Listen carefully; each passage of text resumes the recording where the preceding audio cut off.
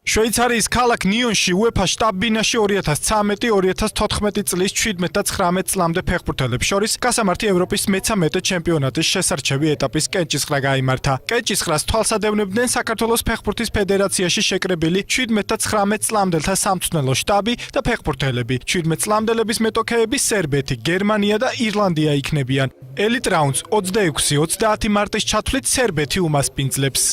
ზოლა საჭირო აბსოლუტურად ზოლა საჭირო წარმოადგენა გვაქვს გერმანიის ნაკრებზე ამ წყობანებაში წარმოადგენა გვაქვს იგივე სერბებზე ჩვენთვის უცნობია ძალიან ირლანდიის გუნდი რომელიც უბრალოდ არ მოხვდა ჩვენი სფეროში UEFA-ში 19 წლამდე ფეხბურთელებს შორის გასამართი ელიტ რაუნდის კენჭისყრაც ჩატარდა. ქართველი ფეხბურთელები მესამე კალათაში იყვნენ განთავსებულნი, 4-ვე ნაკრები ელიტ რაუნდის მასპინძლობისთვის მზად იყო. ამიტომ ქვეყნებმა ერთმანეთის ხმები ვერ მიიღეს და საბოლოოდ წილისყრის შედეგად გაირკვა, რომ 19 წლამდე ნაკრებთა ელიტ რაუნდს 25, 27 და 30 მაისს შვეიცარია უმასპინძლებს. ქართველი ფეხბურთელების მეტოქეები შვეიცარია, ისრაელი და კვიპროსის ნაკრებები იქნებიან.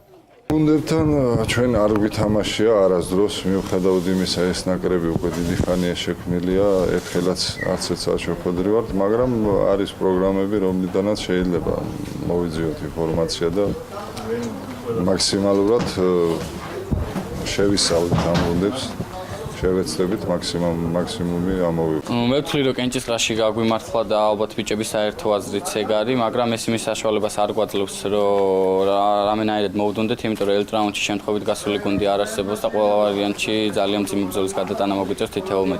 კენჭისყრის დასრულების შემდეგ ცნობილი გახდა, რომ მომავალ წელს 17 და 19 წლამდე ევროპის ჩემპიონატის ელიტ რაუნდს საქართველოს დედაქალაქი უმასპინძლებს.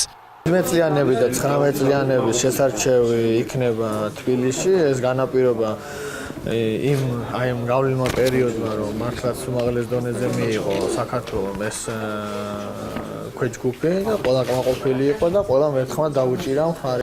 UEFA-ში კენჭისყრას ესწრებოდნენ საქართველოს ფეხბურთის ფედერაციის პრეზიდენტი ზვიად სიჭინავა და გენერალური მდივანი რევაზ არველაძე.